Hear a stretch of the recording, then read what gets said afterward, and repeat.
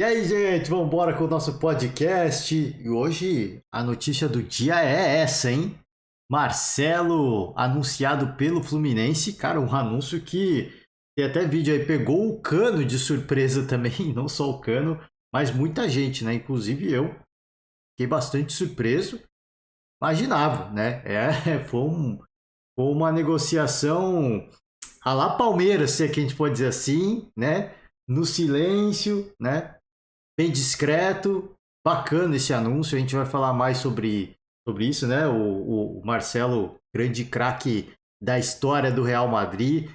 Eu acho que vai chegar para agregar muito. É óbvio que a gente sempre tem o lado positivo, a expectativa, e o lado negativo também de ídolos recentes que passaram por clubes brasileiros e simplesmente não deixaram saudade, né? A gente vai fazer os dois contrapontos aqui, as duas reflexões aqui.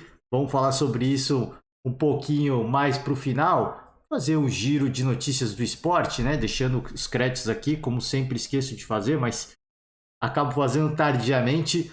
Globoesporte.com, tá? Todas as matérias, todas não, algumas matérias, a maioria das matérias que a gente vai passar aqui, fazer o giro de notícias, são do Globoesporte.com, então aqui a gente sempre deixando os créditos. Eu queria iniciar falando mais uma vez sobre o caso Daniel Alves, né? A gente sempre traz o assunto em pauta, e a matéria que eu quero trazer para vocês é da Thalita Vespa e do Thiago Arantes, do UOL. Estou deixando os créditos aqui, o canal do UOL, né?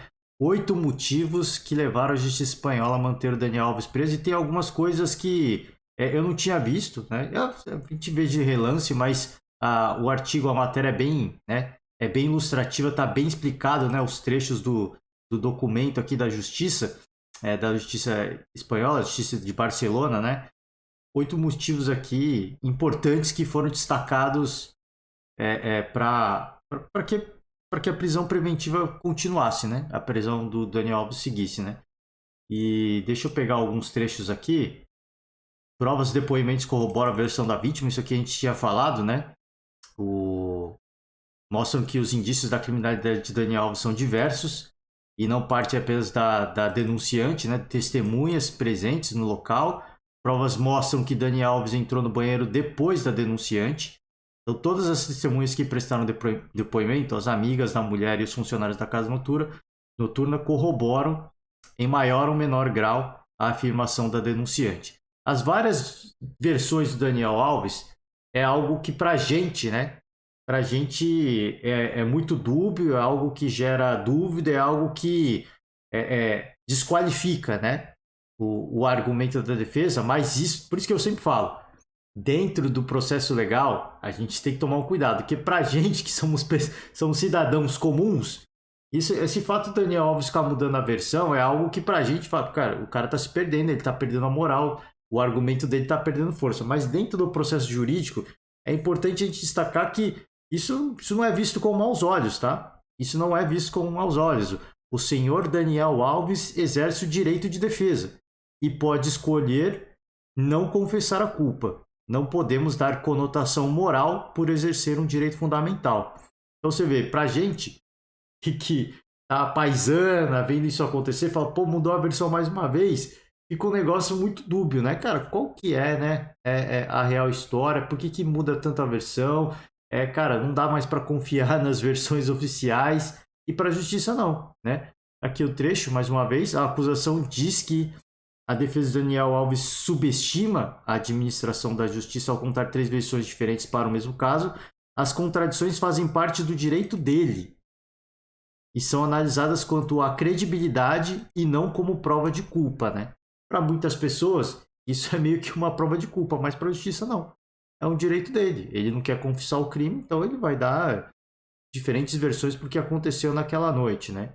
Então, as diferentes versões são de menos, né? No meu entendimento. Então, de menos, para que fossem consideradas, né, pela justiça como um fator importante para manter a prisão preventiva do Daniel Alves, né?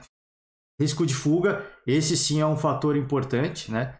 Sua colaboração inicial não neutraliza o risco de fuga para que ele se imunize da maior parte da investigação e da conclusão do caso. Isso porque agora o senhor Daniel Alves tem conhecimento de tantas provas que existem contra ele e do tamanho do processo. Então, uma coisa que a defesa do Daniel Alves alegou foi ele se apresentou voluntariamente, né? Isso eliminaria qualquer risco de fuga no entendimento da justiça. Naquele momento, o Daniel Alves nem, pelo que a gente apurou ao longo dos dias, o Daniel Alves nem sabia que ia ser preso naquele momento. Foi feito meio que uma armadilha. Ele foi convocado e aí lá ele já foi confrontado em algumas versões e a prisão preventiva foi decretada, né? Mas ele não sabia. Se ele soubesse que ia ser preso, ele não ia, obviamente, né? Então a justiça entende que hoje, pela quantidade de provas, depoimentos e do tamanho que chegou o processo, o risco de fuga é muito grande. Raízes em Barcelona não são atuais, né? A defesa argumentou que ele tem laços, né? Raízes em Barcelona e segundo a justiça, né? Sua profissão como jogador de futebol de elite o levou a residir em diferentes cidades e países desde que deixou o Barcelona em 2016. Isso faz com que o tempo que ele passa na cidade seja esporádico. O senhor Alves já declarou que vem a Barcelona apenas para passar férias, né? Então ele deixou o Barcelona em 2016, muito tempo se passou, né? Jogou no São Paulo, recentemente no Pumas do México e naturalmente você acaba perdendo o vínculo, né? Ele não é residente de Barcelona, né?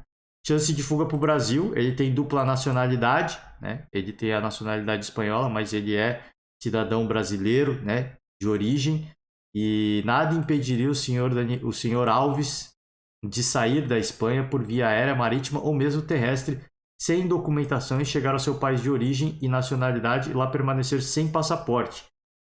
Ele sabe que não seria extraditado, né? Então ele poderia, por alguma via, por alguma forma, algum meio de transporte, seja legal ou ilegal, chegar até o Brasil. E no Brasil ele não precisa de passaporte para entrar no Brasil, ele é cidadão, né? Ele pode pegar simplesmente o CPF, o RG dele e entrar no país, né? Então não tem essa de passaporte, né? E mesmo um transporte, a gente pode dizer, oficial, legal, ele poderia simplesmente burlar a segurança, né? Não sei se vocês já tiveram a oportunidade de assistir aquela série, né? Dos aeroportos, onde os caras vão lá, eles abrem a mala do passageiro, procuram por produtos ilegais, né? Procuram eles verificam a história dos passageiros, porque existe a preocupação de que o imigrante ele seja utilizado como mão de obra escrava, né? Então tem todos esses contextos. E a gente vê que, cara, em vários casos apresentados pelo programa, às vezes o passageiro entrou no voo. Ele já está dentro do voo, ele está a bordo. Então você imagina, o programa mostra um caso, você imagina quantos casos acabam passando, né? Isso de passageiros que passam com coisas ilícitas. Imagina a galera que passa sem apresentar documento. Tudo bem, a companhia aérea sempre pede, sim, a companhia aérea sempre pede, mas naquele fuzuê, naquele frenesi, né, de embarcar, naquela pressa de embarcar, um ou outro pode acabar passando sem historial o documento. Né? Então, é muito possível. E aí a entrada no Brasil seria muito tranquila, porque ele é, né, um cidadão brasileiro e a justiça espanhola entende nesse caso que seria um risco muito... E eu falei sobre isso aqui, essa coisa do risco de fuga, para mim sempre foi um argumento muito fraco, né? Porque dentro da União Europeia, são vários países dentro da União Europeia, o propósito do bloco é o livre trânsito de pessoas e mercadorias, né? É um bloco socioeconômico e ele viajar da Espanha para a Itália como se ele estivesse viajando dentro de um país. Então ele não mostra o documento dele. E talvez, é o que eu falei, talvez você vai embarcar no trem entre os países, os caras podem ser que os caras peçam algum documento, mas eles vão pedir só a passagem. Cadê a passagem? Tá aqui, opa, tá tudo certo. Tem gente que corre pro banheiro, né, para não mostrar a passagem, porque não paga, né? Tem gente que corre no banheiro. Mas os caras vão lá e é tranquilo, né? Você não tá... É como se você estivesse fazendo um transporte doméstico, né? Então você transita tranquilamente entre países. Eu sempre falei aqui, cara, esse é um argumento para mim. E de novo, não estou fazendo julgamento de valor, não estou aqui levantando se tem culpa ou não tem culpa. Estou falando que esse para mim sempre foi um argumento muito fraco, né? Empresas brasileiras, né? Daniel Alves, ainda de acordo com a decisão judicial, não é possível minimizar o capital financeiro de Daniel Alves. típico de um jogador de futebol de elite, né? O fato de ter condições financeiras para poder viajar para qualquer país, especialmente para o Brasil, onde tem extensas raízes familiares e sociais, destacamos o risco de fuga, né? Então, isso é por conta de empresas, né? A defesa do jogador citou apenas empresas espanholas, mas o Ministério Público apresentou um relatório com 15 empresas mantidas por Daniel Alves no Brasil, todas constituídas entre 2019 e 2022. Diz que não foi citadas, né? O que pega mais não é o fato dele ter empresa no Brasil, é justamente os laços familiares que ele tem, familiares sociais que ele tem no Brasil, e isso naturalmente representa um risco de fuga, né? Rapidez do processo. Então, aqui para fechar, né, temos valiosas declarações e até as análises de DNA, cujos resultados demoram, já estão disponíveis. Por isso é previsível e desejável que o processo seja concluído em um curto período de tempo. Dessa forma, a prisão preventiva não atingiria o máximo permitido legalmente, né, que é de 2 anos de reclusão. Então, para encerrar o caso, né, alguns pontos da justiça espanhola, alguns pontos que a justiça espanhola considerou, pesou bastante, né, na decisão de manter a prisão preventiva, e aparentemente o risco de fuga é o principal deles, né? Não só as provas, eu acho que o indício mais forte é justamente esse, dele fugir do país, não participar do processo jurídico e consequentemente, se condenado, não cumprir pena, né? Não cumprir a pena por isso, pelo crime, pelo suposto crime, então, neste momento, tá? Fechamos aqui as Daniel Alves. Vamos falar de... que o YouTube, né, eu ia mostrar o vídeo do Cano aqui, mas... Cano não, do Marcelo, né? Gols do Marcelo pelo Fluminense, tá no canal oficial do Fluminense, entra lá se você quiser ver, mas eu fiquei preocupado com o direito de imagem, né? Então eu não vou mostrar, vou mostrar hoje. Mas vamos embora. Seguir pelo giro de notícias, agora todas as notícias do GE, Globoesporte.com. Deixa eu só fazer a passagem pela rodada. Grêmio 6, Novo Hamburgo 1, bela goleada, Renato Gaúcho feliz, né? Falou importante, grande atuação, para o torcedor ficar feliz. Mas é aquilo que a gente sempre fala, o Renato ele é muito de jogar para a torcida, né? Mas a gente sempre tem que fazer, né? A gente tem que sempre pregar a cautela, né? O time do Grêmio é um bom time, o Renato é um bom treinador, tem um super craque que é o Luizito Soares, mas, né, é importante a gente sempre destacar que a temporada do Grêmio é uma temporada de afirmação e estabelecimento na Série A. É uma temporada para Campeonato Gaúcho. Óbvio que o Campeonato Gaúcho ele vai permitir que o time ganhe entrosamento, para que o time fique em sintonia mais fina, para que chegue no Campeonato Brasileiro com mais liga, né? Se é que a gente pode dizer assim. Mas essas goleadas, elas são importantes? Sem dúvida nenhuma. Sem dúvida nenhuma, porque ela vai resgatando, né, aquela honra ferida do torcedor que teve que conviver com a Série B no ano passado. Isso vai resgatando, mas é sempre importante a gente destacar aqui o cuidado, né? O cuidado do torcedor gremista, pelo amor de Deus, né? O cuidado, né? Porque a temporada ainda não começou. Os estaduais são meio que... Os estaduais derrubam o treinador, é verdade, mas os estaduais são meio que uma pré-temporada, né? A temporada de verdade começa, né? Campeonato Brasileiro. E aí sim, pontos corridos, tem que pontuar, tem que fazer ponto para ter uma vida tranquila na Série A e buscar aspirações maiores no ano que vem. De repente buscar uma pré-Libertadores, né? Ou até uma Libertadores, dependendo do que o time apresentado dentro de campo. Eu acho muito cedo, né? Que o Grêmio tem que ter esse objetivo de buscar uma pré-Libertadores. Eu acho cedo ainda, né? Acho muito cedo, acho muito prematuro e pode dar um passo maior que a perna. Mas se estabelecer, se firmar na Série A, acho que esse é o objetivo principal. E qualquer coisa que venha ao longo da temporada é lucro, né? É lucro. Então, muito cuidado, goleada é sempre importante, dá sempre alegria, sempre dá uma renovada no ânimo, mas a temporada de verdade começa com o início do Campeonato Brasileiro, tá? Brasil de Pelotas 1, Avenida 1 também, agora sim o giro de notícias. Prazo do Cruzeiro na FIFA acaba e SAF de Ronaldo responsabiliza a associação por dívida de 31 milhões, dívida referente à contratação do Rodriguinho, né? Então, essa dívida pendente, né? O Rodriguinho era do Pirâmide do Egito e essa dívida aparentemente era da associação, não era da SAF do Ronaldo. O problema é que com esse não pagamento da dívida, que é punido ao Cruzeiro, não é só a associação, né? É o Cruzeiro, ele pode tomar um transfer ban. Já tinha acontecido no início da gestão Ronaldo, né? Da SAF do Ronaldo, dessa era Ronaldo, e levou um tempo, você pagou, né? Injetou uma grana, quitou algumas dívidas e o transfer ban caiu. Pode acontecer de novo. Pode acontecer de novo. É sempre ruim? Sim, é sempre ruim, porque uma equipe que agora está vindo para a Série A precisa buscar oportunidades de mercado, e os estaduais eles permitem isso, né? Se você está antenado em vários estaduais, vendo os jogadores que se destacam, eu posso aproveitar uma oportunidade de mercado aqui, ó. O jogador do São Bernardo, que é o segundo geral do Campeonato Paulista, esse jogador ele pode compor o nosso elenco, ele pode ser importante. E aí com o transfer ban você não consegue fazer essas transferências, mesmo que não precisa sair agressivamente no mercado. Essas oportunidades de mercado aqui no próprio território nacional, nos estaduais, nos clubes do interior, né? Então, isso é sempre ruim, né? Mas o Ronaldo disse que aí é o problema, né? Aí é o problema da SAF, né? Às vezes a gente acha que... A gente não, né? A gente não. Aqui a gente tem... A gente é um pouquinho mais comedido. Aqui a gente não é tão emocionado, né? Mas o torcedor, ele obviamente...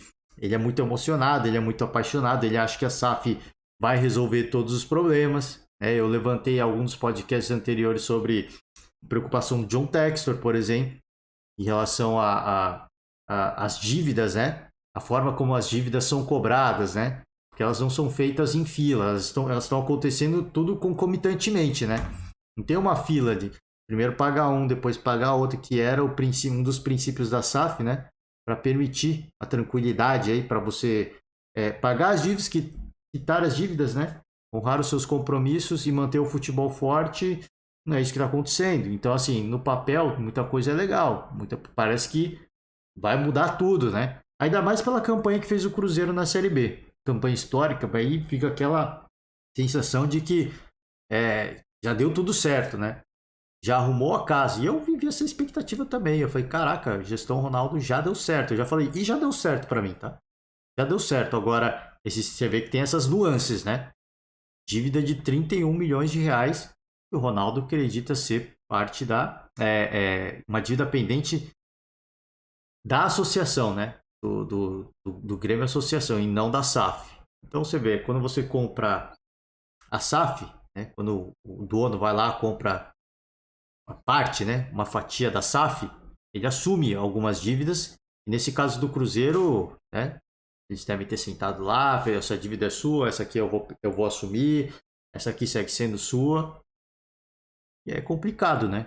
Porque se um deixa de pagar, quem é punido é o clube inteiro, né? Não é só um pedaço, né? Você vê que então não é o mundo das maravilhas, tá? Para você que é um torcedor emocionado, acha que a chegada da SAF resolve todos os problemas, não é o mundo das maravilhas, tá? Não é só entrar ali no buraco, né? Do mundo das maravilhas, da Alice, né? A toca do coelho, no buraco não. Não é só entrar na toca do coelho, você vai entrar no mundo invertido, né? Não é bem assim. Não é bem assim, né? Tem muita coisa, tem muito legado aí que fica e pode, né, se arrastar por um tempo ainda, né? Pode ser, por isso que eu falei, a gente ouviu aquela coletiva do Pesolano após o clássico, e o Pesolano falou, daqui a... Quanto tempo ele falou? Daqui a 4 anos, né? O Cruzeiro vai ser o melhor clube da liga. Eu acho que a gente tem muito tempo para isso acontecer, tá? E essas notícias, elas sinalizam que realmente existe um trabalho de longo prazo a ser feito, né? Isso não vai acontecer do dia para a noite, é um trabalho de longo prazo e tem tempo, bastante tempo para isso acontecer. Não é uma questão de 2, 3, 4 anos que isso vai acontecer, tá? Isso não só para o Cruzeiro, para o Vasco, Botafogo, para várias equipes que eventualmente virarem SAF, tá? Isso aqui é em relação à torcida única, né? O grupo que debatia o fim da torcida única em São Paulo desiste da ideia após briga de palmeirenses e corintianos, né? Existiu essa possibilidade, essa iniciativa após o Palmeiras fazer aquele mando de campo no Morumbi, no clássico contra o Santos, foi muito legal, né? Um formato diferente. O Palmeiras sediando um clássico na casa do São Paulo, né? Então, para mim foi algo muito legal e isso abriu porta para discussões de, cara, vamos reabrir o debate, né? Vamos reiniciar as conversações, mas acontece, não sei se todo mundo viu, a gente acabou nem falando aqui no podcast, né? Uma emboscada realizada por torcedores do Palmeiras a um ônibus do Corinthians e isso, obviamente, estria qualquer tipo de iniciativa, né? Porque, pô, vamos discutir a gente fazer torcida mista, né? Nem que seja uma porcentagem menor, aí acontece um episódio como esse, aí fica complicado, né? Como é que você vai argumentar? Cara, se isso já acontece num dia que não é nem de clássico, imagina num dia de clássico, né? Então fica complicado, né? Você argumentar cara, não é esse ano que isso vai acontecer certamente. Pô, as discussões, debates podem recomeçar. Muito, eu acho que os dirigentes dos clubes têm que tomar a iniciativa desse debate. Das 4 principais forças de São Paulo. O presidente do Palmeiras, o presidente do São Paulo, do Santos e do Corinthians, esses 4, eles têm que sentar, eles têm que debater, eles têm que discutir e eles puxarem a iniciativa, a conversa e levarem esse tema para o Ministério Público de São Paulo. Acontecem problemas, isso acontece, cara, em vários lugares do país. E a gente tem um plano. Vamos tentar executar? Vamos fazer um jogo teste? Vamos tentar fazer um bem bolado? Eu acho que isso só vai acabar quando vier uma iniciativa dos próprios dirigentes. Só que tem que vir uma iniciativa conjunta, não apenas de um dirigente. Não adianta só o presidente do São Paulo ir lá e pedir, não adianta só o Duílio, presidente do Corinthians, ir lá e pedir, isoladamente. Eles têm que estar juntos, porque os jogos de torcida única são entre essas 4 equipes. Entre esses 4. Se um só for, não vai adiantar. Tem que todo mundo falar, cara, estamos juntos pelo futebol. Né? E até lá. E mesmo juntos, o Ministério Público vai, com muitas ressalvas, vai considerar e talvez nem aceite. Mas eu acho que vindo dos presidentes cara, assim, é um primeiro passo, eu acho. É um primeiro passo. Mas daí é todo mundo se juntar, aí o torcedor pega no pé na rede social, vai se unir ao inimigo, né? Pô, a gente sabe que tem todos esses contextos, isso é muito ruim pro próprio futebol, pro próprio esporte, infelizmente, né? Vasco tem acordo com o Chelsea por Andrei e tem alguns entraves, né? O Vasco agora muito provavelmente deve ser, muito provavelmente, não dá para cravar porque até então o Andrei estava praticamente no Palmeiras, né? Mas tem alguns entraves aqui. O destino mais provável deve ser o Vasco, tá? Mas tem alguns entraves aqui. Eu tenho aqui. Ainda há obstáculos, tá? O que dificulta o avanço. Aqui, ó. O Vasco já recebeu o pagamento da primeira parcela da venda do Andrei. Então o Vasco vendeu o Andrei para o Chelsea. Já recebeu a primeira parcela. Só que o Vasco não repassou o valor de 30% referente à primeira prestação de direitos econômicos que pertencem ao atleta. E outro repasse pendente é o da comissão para os seus representantes. Ou seja, o Vasco recebeu, mas não repassou essa grana. Tanto para o Andrei quanto para os representantes do atleta. Ou seja, é um entrave, né? É um entrave. O Chelsea comprou, o Vasco recebeu uma grana, não repassou para o jogador, mas quer o jogador agora, né? Enfim, parece que isso é uma situação de acerto Vasco, né? Há otimismo por conta do Vasco em relação a um acerto em breve, né? Vai ter que desembolsar alguma coisa certamente, né? Se tem essa grana para desembolsar, eu não sei, mas tem que desembolsar. E aí, não é só pagar uma parte para o jogador eu acho que é mais tranquilo, né? O jogador acho que é mais para os representantes dos jogadores, sim, isso aí vai ter que vir agora, senão os caras não vão abrir mão, né? Tem que pagar, o jogador obviamente vai querer pelo menos um mínimo desse cascalho aí, né? Dessa grana. Eu quero o mínimo, não precisa pagar tudo, mas eu quero o mínimo. Né? E aí pagar mais ainda o salário, parte do salário dele que o Chelsea coloca em contrato, né? Para que esse empréstimo aconteça, né? Vamos acompanhar. Aparentemente há um certo otimismo, eu vou ficar com o pé atrás sempre, porque dentro daquilo que a gente viu em relação ao Palmeiras, que tava quase certo e aí o Chelsea ia lá e mudava em cima da hora. E E até chegou uma hora que o Palmeiras falou, não dá, não tem mais como abrir mão de nada, né? Então não dá para saber, de repente está tudo certo, o Chelsea vai lá e fala, não, quero que você pague um pouquinho a mais, não, quero isso. E aí, cara, isso é ruim para todo mundo, né?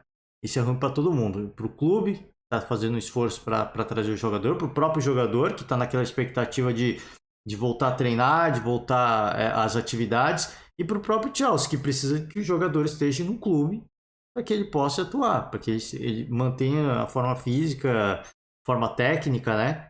E para que ele possa praticar um bom futebol e de fato vir a servir a seleção sub-20, né?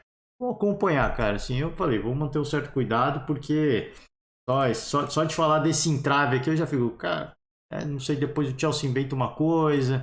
E tá no direito dele, tá? Não tô criticando o Chelsea aqui, não. O Chelsea está no direito. O Chelsea é o dono, né? Agora dos direitos econômicos do atleta. Então, tá totalmente no seu direito. Mas os outros também não são obrigados a aceitar. Né? Vambora, vamos de Fluminense para encerrar o dia, hein? Para encerrar o dia, o Fluminense fecha a contratação de Marcelo, ex-Real Madrid, maiores laterais esquerda da história do Real, dos mais vitoriosos, e vai para o Fluminense, né? O Marcelo, ele é botafoguense e existia essa perspectiva, essa expectativa do torcedor do Botafogo de repente, né? O Marcelo volta pro. Acho que ele até chegou a falar que queria voltar pro Fluminense. E isso não é. O fato dele ir pro Fluminense não significa que o Marcelo não possa ir pro Botafogo, não, tá? O torcedor botafoguense, então talvez o torcedor deve estar naquela bronca, né? Pô, caraca, achou que ia vir pro clube de coração e tudo mais, né? Pode criar aquele ressentimento, mas isso pode acontecer ainda, tá? Ele tem 34 anos. Só que aquela coisa, assim, a gente sempre fala, né? Sempre fala, e sempre quando acontece esse tipo de transação, quando esse tipo de contratação ela é efetivada, a gente sempre começa a avaliar o histórico do atleta, né? 34 anos, não fez não teve uma grande passagem pelo Olympiacos da Grécia, fez pouquíssimos jogos, né? No Olympiacos, poucos gols, pouca assistência. Então fica sempre aquela coisa, cara, lá ele ganhava um salário muito mais alto, vai ganhar muito menos no Fluminense. Deve ser cerca de 600, 700 mil reais. O que é uma bela bagatela, hein? O que é uma bela grana para um clube, para qualquer clube do futebol brasileiro. Isso é um salário considerável. E eu coloco aqui no pacote o Flamengo e o Palmeiras, por exemplo. 700 mil reais para um clube como essas duas equipes já é um salário muito alto. Né? O Fluminense, então, não estou menosprezando o Fluminense, não é isso, não é esse é o ponto, mas a gente está falando das duas equipes mais ricas do futebol brasileiro. Se você imaginar que o salário, eu não sei, tá, o salário oficial, não tem números, ninguém soltou números, é apenas especulação. Eu procurei e aí existe uma especulação de que deve ser algo em torno de 600, 700 até 800 mil reais. Para os dois clubes mais ricos do país hoje, esse é um valor muito alto, tá? E eu estou falando dos clubes mais ricos do Brasil hoje. Talvez para o Flamengo seja tão alto assim, né?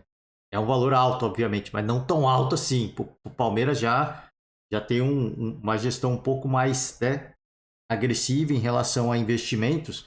Aí esse valor realmente, para um atleta de 34 anos, não seria uma negociação que o Palmeiras viabilizaria, né, de forma alguma. Então, a gente fica naquela de... E aí a gente já começa a ver programas esportivos, né? Vários comentários, esses atletas vêm para o Brasil para se aposentar, né? Tecnicamente já não está tão bem e vem aqui para ganhar uma grana brava, né? Primeiramente assim, cara, se os clubes querem pagar, o problema não é do jogador, o problema é dos clubes. Né? Se os clubes são emocionados, se os dirigentes são emocionados e executam essa transação, aí o problema não é do jogador. O jogador estipula um valor, ele acha que está valendo em virtude do que ele representa, do que ele simboliza. Assim, eu vou falar um nome que a gente acabou de falar aqui no início do podcast e que vai trazer calafrios ao torcedor do São Paulo. Daniel Alves. Daniel Alves, a passagem do Daniel Alves pelo São Paulo não foi tão ruim assim. É que ficou um ressentimento, uma mágoa em virtude da dívida que o São Paulo tem hoje com o Daniel Alves. Mas ele teve bons momentos no São Paulo. O próprio Fernando Diniz, ele falou isso já em uma entrevista. Ele teve bons momentos no São Paulo, ele foi muito importante para o São Paulo em dado momento da temporada. E aí, o São Paulo começa a não pagar o jogador, começa a atrasar, o jogador começa a fazer o que quer, vai para a seleção olímpica, né? Já não estão me pagando, eu vou mesmo, eu vou se eu quiser. Mas isso é culpa do clube, não é culpa do atleta. O atleta, meu valor de mercado é esse, eu acho que é esse. Aí, os clubes vão atrás e falam, não, não dá, não dá. E aí ele vai baixar, obviamente, né? Pô, eu quero estar numa liga competitiva. E esse meu valor não faz parte da realidade do futebol brasileiro. Eu vou baixar. E aí ele vai baixar até a hora que alguém vai pagar. O São Paulo quis, né, mostrar poder de mercado, foi para cima, contratou e aí falou que vamos em busca de parceiros, né, para melhorar a situação, né, para não ficar tão pesado. A verdade é que foi um grande mico, né? Em termos financeiros. Esportivos, eu falei, esportivos eu não acho que foi um desastre, tá? Eu não acho, óbvio que deixou a desejar em alguns momentos o Daniel Alves, mas o que ele reclama é direito dele. Então muita gente fica com ressentimento de o cara queria mandar no clube, contratou o Fernando Diniz. Primeiro, assim, não é se o Daniel Alves quer fazer isso, o problema é dele. Agora, se a direção do clube permite isso não é culpa do Daniel Alves. Isso é culpa da gestão São Paulina, né? Que o contratou, que permitiu que ele recomendasse o jogador. Ele chegou aqui e quer mandar, né? Não, ele quer mandar porque os caras estão deixando. Então, se não existe comando, a culpa não é do jogador, né? O jogador, é o que eu falei, os jogadores estipulam o valor. Se querem pagar, o problema é deles, né? Eles que se virem para pagar depois, e estão pagando até hoje. Né? E aí o torcedor fica naquele ressentimento de, não, tá atrapalhando o São Paulo. Cara, é um direito dele. É um direito dele. Não é todo mundo que vai fazer como o Pablo, que falou, o que tá atrasado, esquece, eu quero receber só o que tem. Né? Na minha opinião, torcedor São Paulino tricolor, me perdoe, na minha opinião, o Pablo tinha que reclamar tudo também. Quem cometeu a gafe, a incompetência, foi a gestão São Paulino. Né? Então, a culpa não é do. E aí, por isso que a gente tem que tomar cuidado. Os caras vêm aqui para ser aposentado.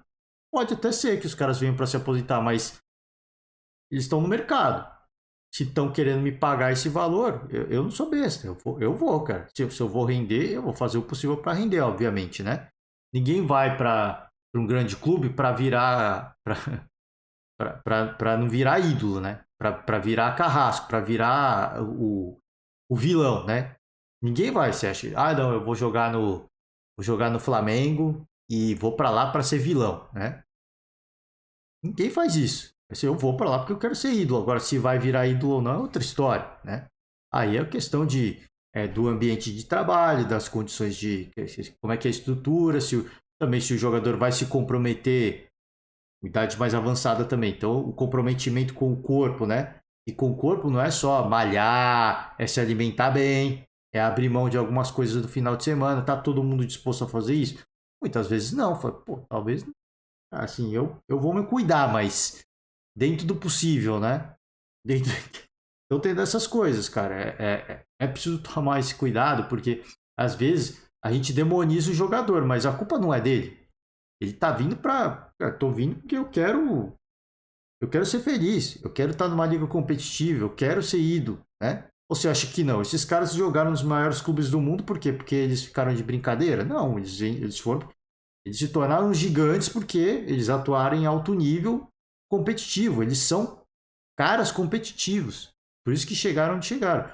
O Marcelo certamente é um cara mega competitivo, agora se ele vai render o que rende o Hulk hoje, não dá para saber. O Hulk não estava legal nos últimos anos na China. Né? Se você parar para pensar, o Hulk estava sobrando antes de voltar para o Brasil, para o Atlético Mineiro? Não estava. Ele era um grande jogador. A gente sabia da capacidade do chute de fora da área, do chute de longa distância, da cobrança de falta, cara de muita força física, mas ele já não estava no seu auge ali na China, né? Feito que ele ficou, o Hulk no auge, o auge dele na China. Cara, assim, o que ele fazia era gol, né? Fazer qualquer coisa, gol, gol, gol, gol. Depois deu uma caída e foi nesse momento que ele voltou para o Brasil.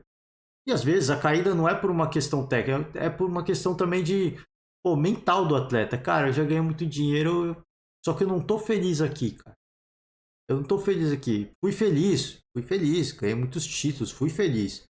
Mas eu não tô feliz, tem alguma coisa que me falta. E às vezes pro atleta é, o que me falta? Jogar na minha terra, jogar no meu país, na terra mãe. E aí ele volta. Né? Sabe, obviamente sabe que vai ganhar menos. O Marcelo, eu acho que deve, não sei, precisa esperar para acompanhar o que ele vai falar em coletiva, né, na apresentação. Espero que seja uma apresentação nos moldes, perdão, torcedor São Paulino, espero que seja nos moldes de Daniel Alves no São Paulo, seja nos moldes de Luizito Soares no Grêmio. Eu espero que o Fluminense esteja preparando uma bela festa, né? Uma bela festa. Vai para o Maracanã, lota a casa, ingresso barato, pede doação de alimento. Cara, é sempre legal, né? Esse é um período muito chuvoso no Brasil, muitos desastres estão acontecendo. Cara, é uma bela oportunidade, assim, pô, deixa um alimento, né? Doa um alimento e venha ver o Marcelo. Cara, isso é sempre uma oportunidade de você. Cara, traz mais torcedor, traz o máximo que dá. Traz o máximo que dá. É um ídolo que tá chegando. Traz o máximo. Vamos, chama o torcedor. É marketing. A gente tem que fazer o marketing agora. É fazer o que o Grêmio fez, é o que o São Paulo fez, o que o Corinthians fez quando o fenômeno. Foi cataclísmico também quando o fenômeno foi apresentado no Corinthians. Então é o momento, cara, é a hora. Agora, dentro de campo, eu falo assim, a gente vê comentários, pô, o cara, se ele tivesse mercado na Europa, ele não voltaria, ele não estaria no Brasil. Eu não sei, cara. Eu não sei, de verdade. Eu acho que ele teria mercado, talvez em clubes da terceira prateleira da Europa, que o Olympiacos pode dizer que é da terceira prateleira. Eu acho que ele teria mercado ainda. Oriente Médio nem se fala, mundo árabe não nem se fala. Eu acho que ele teria espaço para ganhar muito mais. Mas o que eu acho é que o Marcelo ele tá nessa de quero voltar para o Brasil. Eu quero ser feliz. Se ele vai conseguir voltar ao convívio, né, com o torcedor brasileiro, e só o tempo vai dizer. Por exemplo, o William não deu certo. O William não deu certo. Ele não. Eu acho que não é só pela questão do torcedor pegar no pé dele, da família dele nas redes sociais. Ele mesmo não se ambientou, né, o estilo de vida brasileiro. Ele não se ambientou. Assim, o William tinha falado pouco antes de voltar para o Corinthians, alguns meses antes, que não voltaria para o Brasil. Ele não jogaria no Brasil. E de repente o Corinthians anunciou. Eu acho que foi muito mais por uma questão familiar. O pai do William é muito corintiano, né? Então eu acho que deve ter tido um lobby muito grande do pai do atleta de, cara, vem, ajuda nosso time, né? Vai ser bacana, vai ser legal, o torcedor vai te abraçar. E eu acho que ele veio mais naquela de, pô, vou pelo meu velho, né? E pelo meu pai, no caso, não tô sendo desrespeitoso, né? Vou pelo meu velho, vambora, né? Vamos ver como é que é. E acabou não dando certo. Eu acho que ele mesmo não se ambientou, ele não se readequou ao estilo de vida do brasileiro. Eu acho que não. E aí não deu certo, né? Isso se refletia dentro de campo, a família não estava feliz aqui, isso também se reflete dentro de campo. Pô, você ainda tá cheio de preocupação, minha esposa não tá feliz, minhas filhas não estão felizes, como é que eu vou render? Não dá, cara, você não rende, né? Então tem coisas que dão certo que o Marcelo tá muito tempo fora do Brasil, 17 temporadas. Marcelo voltará ao clube voltará ao Fluminense depois de 17 temporadas. Ele é cria de Xerém. E será que ele vai se ambientar? Né? O William, ele ficou muito tempo no futebol inglês. O futebol inglês, assim, para quem não sabe, né? Para quem a Espanha é Europa, mas a Espanha é povo latino, né? O espanhol é povo latino, assim como é o português, assim como é o italiano. Povo que gosta de uma festa, gosta de falar muito, que gosta de falar alto, como qualquer outro latino. Né? Brasileiro é assim também, gosta de falar muito, gosta de falar alto. Argentina a mesma coisa, Uruguai a mesma coisa. Então, talvez o estilo de vida não pegue tanto. Né?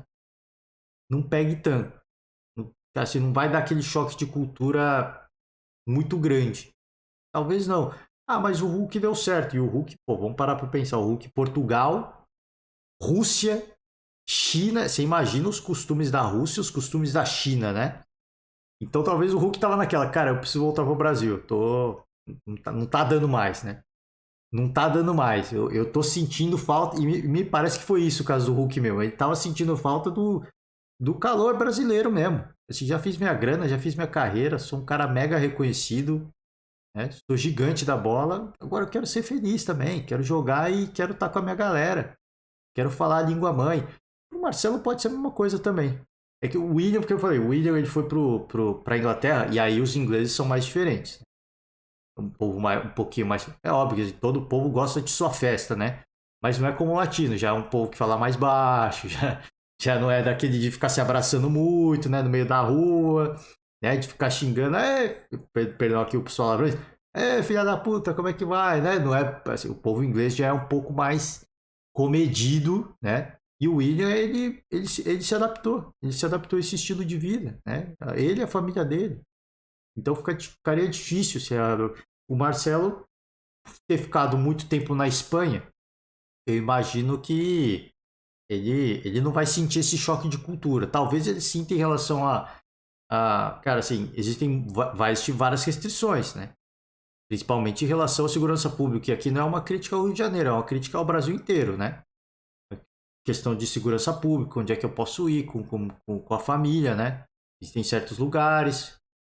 A moradia, tranquilo, todo mundo vai morar no condomínio fechado, mas você não vai ficar preso, né? Preciso sair, preciso ir no shopping, preciso ir para algum lugar, preciso ir no restaurante, preciso ir no bar, né? É normal. Vou jogar um futebol aí na praia. E aí, cara, existem lugares que você, até ele se adequar, eu acho que vai dar tudo certo, tá? Acho que vai dar tudo certo. O feeling que eu tenho, isso é apenas feeling, tá? É que o Marcelo tá vindo mais para ser feliz. Ele não tá vindo para se aposentar. Ele não tá vindo porque ele não tem mais mercado na Europa. Para mim, eu acho que ele teria mercado, inclusive, na Espanha. Um clube, obviamente, de terceira prateleira. Né? Um clube que está meio para baixo da tabela, Série B, enfim. Mas teria espaço. Eu acho que tranquilamente o Marcelo teria espaço no, no futebol espanhol ainda. Em alguns clubes da terceira prateleira. Não é nem da segunda, da terceira.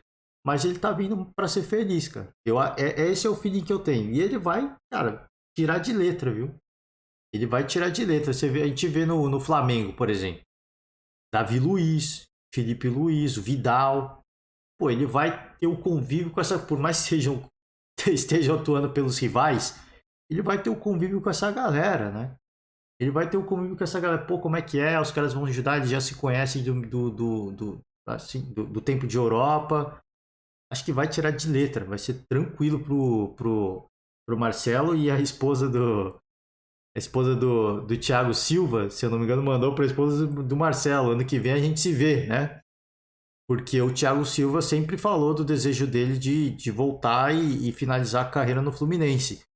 E tudo depende do Chelsea, eu acho, pro Thiago Silva. Tudo depende do Chelsea, né? Se o Chelsea renovar mais uma vez, ele vai ficar. Passou mais uma. Ele vai continuar jogando o máximo que ele pode, né? Você acha que o cara vai. Pô, vou jogar menos para voltar antes pro Brasil? Não. O Thiago Silva é um cara mega competitivo. É um cara mega competitivo. Ele tá lá. Mais uma temporada. Opa, vamos renovar mais uma. Vamos renovar. Vamos renovar. Até a hora que o clube inglês entender que, cara, houve uma queda essa temporada. Agradecemos os serviços prestados. E aí é a hora do famoso oi sumido pro Fluminense, né? Até lá, acho que é hora do Marcelo se ambientar, né? Vai estar. Cara, se o Fluminense tá com um bom time, um belíssimo time. Imagina Marcelo, Ganso no meio-campo, né? Felipe Melo de é que o Felipe Melo acho que já não consegue render tanto, né? Acho que assim, por exemplo, se você comparar Felipe Melo e Vidal, acho que o Vidal, todo respeito ao Felipe Melo, ele hoje está muito à frente, né? Mas imagina o cenário, né? Imagina o cenário, as perspectivas do que pode acontecer, cara. É muito bacana, assim, o meio-campo. O Marcelo, não sei se ele vai conseguir executar bem o papel de lateral, então talvez ele aconteça a mesma coisa que aconteceu com o Daniel Alves. Ele vir mais para o meio-campo. Imagina ele com o Ganso no meio-campo, o que pode acontecer? O Marcelo ele sempre teve essa irreverência de ser um jogador construtor, né? De ir para cima, né? De jogar, às vezes, até como um ponta para criar uma jogada, uma situação de ataque, uma situação de gol, com o Cano na grande área. Cara, assim, a perspectiva que eu tenho é muito grande, cara. É muito grande. Eu realmente, eu me alegro com a volta do Marcelo. A gente sempre tem que, obviamente, fazer aquela leitura de, pô, vai render, não vai render. Ele já não teve uma grande temporada no Olympiacos da Grécia. E fica sempre naquela expectativa de, cara, será que vai dar certo? Será que tá vindo só para se aposentar? Então, sempre existe, né, essas discussões, e é natural que elas aconteçam, mas eu acho que, cara, é um cara mega competitivo, é um cara que ele tá vendo os caras que estão voltando e o que eles estão jogando. Renato Augusto no Corinthians, né? Carreira longa fora do Brasil, voltou e ele hoje é um dos melhores meias do Brasil. Se não o melhor neste momento, se não o melhor. Aí ele olha para o Flamengo, né? Quantidade de jogadores que o Flamengo contratou da Europa, né? Eu falei, o próprio Felipe Luiz, o próprio Davi Luiz, muito tempo de Europa, jogadores com muito tempo de Europa, o Vidal, muito tempo de Europa, jogando muito, o Hulk também, muito tempo fora do Brasil, voltando, virando ídolo no Atlético Mineiro. Eu acho que o Marcelo está voltando para ser ídolo. Ele está com essa pegada, né? De estou voltando para ser ídolo. Acima de tudo, para ser feliz, mas para ser ídolo do Fluminense. Eu vou voltar para jogar, para levar o clube a um outro patamar. Essa é a minha ideia. Eu acho que é o pensamento do Marcelo hoje. Ele não está vindo só para finalizar a carreira, não. Eu ainda vou jogar. Eu vou jogar no Fluminense mais umas 3 temporadas tranquilamente. Imagino que essa é a ideia do Marcelo, né? Vamos acompanhar, cara. Eu tô com bastante expectativa. Espero que ele venha e não sei como é que tá a forma física dele. É importante a gente destacar. Não vai chegar e jogar. Mas para a apresentação, eu espero que o Fluminense faça, cara, aquele negócio estrondoso, né? Eu não espero menos. Espero num nível semelhante. Eu não espero menos do que a gente acabou de ver com o Suárez no Grêmio. Cara, vamos combinar? Uma Série A com Vidal, Marcelo, Suárez, né? Cara, assim, é algo, é um privilégio, assim. A gente é óbvio que são jogadores que não estão mais no auge da sua carreira, é óbvio, mas é um privilégio. Porque mesmo eles não estando no auge, eles são diferenciados, né? O comportamento dentro de campo é algo totalmente diferenciado. A noção do espaço, do tempo da bola, né? Visão do jogo. Então isso é algo que só esses caras que às vezes o corpo não corresponde, não. Mas o cara tem isso, né? Ele tem isso. Enquanto ele tiver com vontade, cara, só desejo muito sucesso ao Marcelo. Espero que faça uma grande temporada no Fluminense e ajude bastante o Fluminense nessa temporada. E espero ver Fla-Flus com bastante empolgação, né? Bastante empolgação, bastante rivalidade. Espero acompanhar muitos Fla-Flus com bastante rivalidade. Vai ser muito bacana de ver. E com isso eu finalizo o podcast de hoje. Tá? A gente vai ficar, obviamente, agora ansiosamente aguardando o anúncio oficial. O anúncio oficial já foi, mas a apresentação oficial. Né? A apresentação oficial, coletiva, apresentação no estádio. Vai ser um grande barato, vai ser um grande momento do esporte. E é isso, gente. Finalizo por hoje. Valeu demais para todo mundo. Um forte abraço, um ótimo final de semana. E amanhã a gente está de volta. Tchau.